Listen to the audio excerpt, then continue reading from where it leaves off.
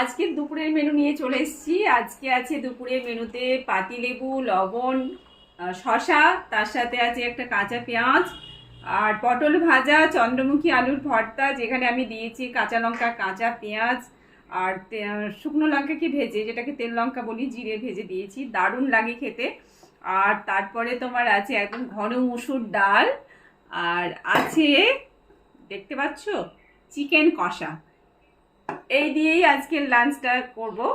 বুঝতেই পারছো আজকের লাঞ্চটা সিম্পল কিন্তু দারুণ টেস্টি, তাই না? চলো খাওয়া শুরু করি।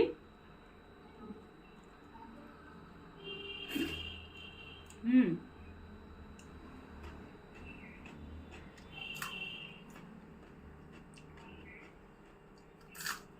এইসব কাঁচা লঙ্কা, কাঁচা পেঁয়াজ না থাকলে হয়।